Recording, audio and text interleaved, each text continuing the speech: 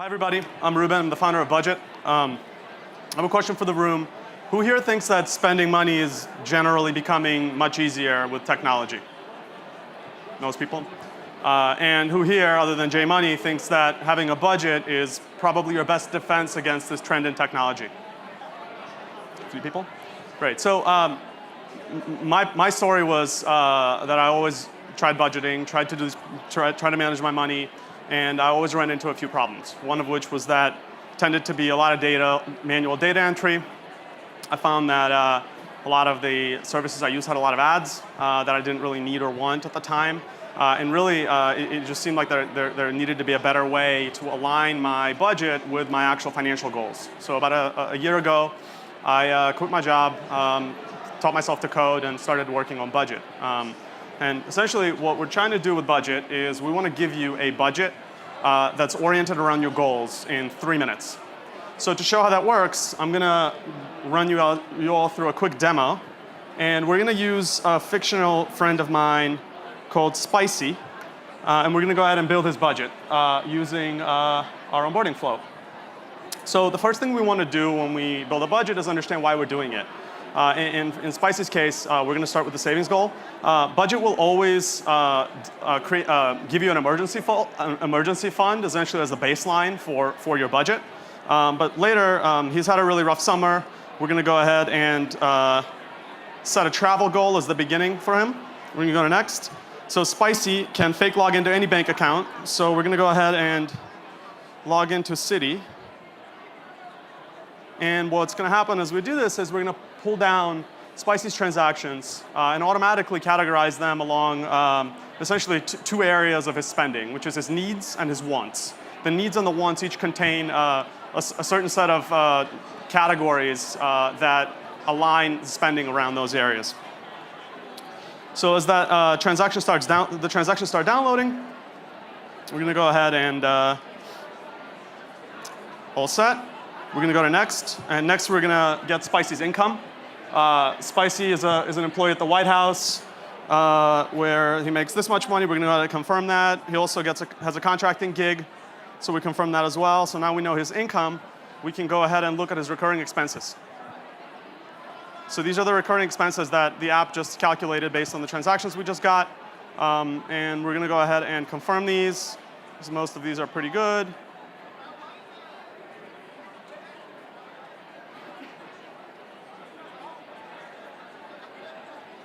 Pretty good. This is not a bill for Spicy.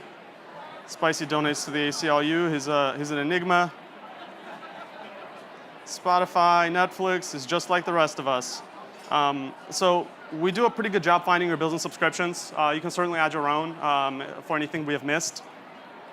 And we're going to go ahead and next. And what we're going to do now is, based on a combination of Spicy's bank balances, his goals, his needs, and his wants, we're going to give him a budget that he can then play with and customize. So based on our calculations, Spicy can be saving about $1,000 a month for his goals, about $2,100 for wants, and $4,200 on needs. So let's go ahead and see what that looks like. And it looks like the side of my screen is a little cut off, so can't really see the navigation, but we'll go with that. So essentially what we've done here is, again, we take the income and we've organized it around the needs, the wants, and the goals. We have the Spicy's goals up here. We automatically calculated an emergency fund goal for him based on what he already has in his savings account. So in this case, it's 3 months of needs. I know some people will argue for 6 months of living expenses. The needs are Budgit's version of living expenses that includes both spending on things like groceries that may not be recurring, as well as spending on things that are recurring that relates to family, to home, to food. And we can go ahead and take a look at what the individual categories look like. So with the needs, these are the 6 categories we use today, where you see home and utilities, transportation, health and family. It looks like he's overspent. He's a great family man, Spicy. And we can go ahead and see kind of the progress on all these. We can go ahead and look at a particular transaction, change the category for whatever reason it does not fit. And as we do this, Budgit will automatically recalculate everything for you on the fly. And then as we look at the different categories, we can go ahead and drill a little deeper. We can look at groceries and basically see how much Spicy spends on groceries. what bills he has coming up. Again, look at transportation. He drives an Audi. He's got the Audi bill. It just got paid. So he's in good shape there. The wants page, very similar. Again, a kind of a sandbox for you to organize all your discretionary spending. This is how we think about it. So again, you can see the recurring subscriptions, the regular spending as well. And then the goals area over here is essentially a place for you to organize your savings. Out of time. We're out of time. Great. Sorry about that. No worries. Thank you so much. But so we're going to pass off questions to you guys now. I like how pretty it all looks. I guess I'm a little confused how different it is from like Mint.com and some of these other. I mean, there's like a million budget apps. So I'm trying to place you in a bucket of how drastically different you are from everyone else, and I'm having trouble. And I don't know if it's just me drinking too many beers last night or if I missed something. Sure. So that's a great question. Personal finance in general is a really competitive space. There's a lot of really good services out there. That's definitely something that actually, to me, I think of it a little differently, is that actually means that I think the core personal finance problem, which is making it easier for people to understand how their daily spending and saving kind of can coexist within the ambitions and the goals they have, I think that problem isn't really solved.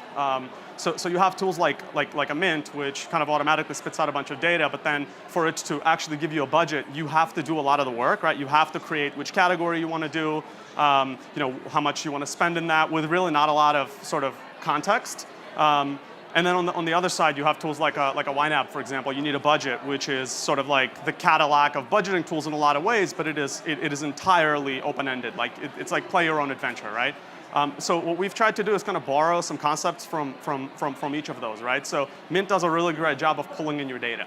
What Mint doesn't do a very great job of, in my personal experience, is categorizing that data, right? They have a drop down of 50 categories, and you have to go and figure out, is this fuel or is this parking? And at the end of the day, that to us, from the conversations we've had with our early adopters, is that people don't care so much if it's parking or tolls. What they care about is this part of my transportation bucket, or is this part of my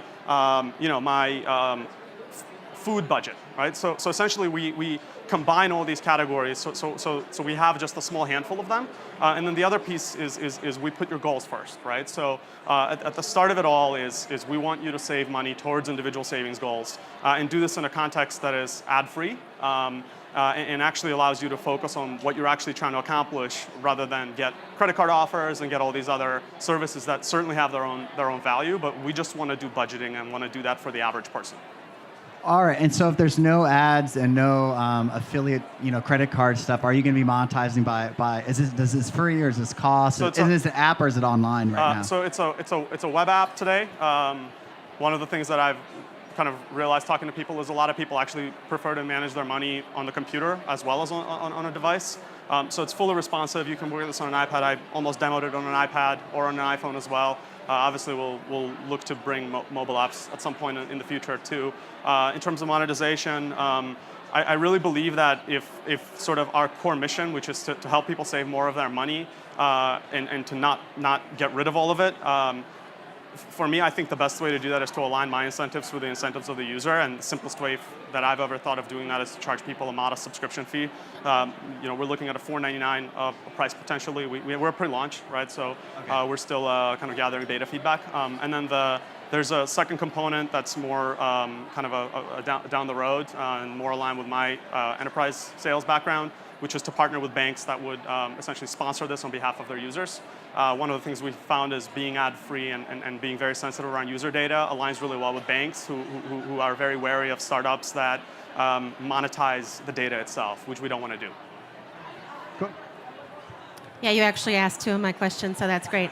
I guess the other thing that, since there's not the monetization model that we're used to seeing in this space, which is normally affiliate revenue and credit cards and that kind of thing, I guess I'm wondering, as you grow and you think about that enterprise solution, will you be marketing sort of like, to credit unions or through financial literacy groups and people who are focused on low to middle income Americans who need to benefit from some budget software, but maybe don't have access to something as clean as this right now? Is that part of your game plan? Absolutely. That's really kind of like in I think the DNA of the company.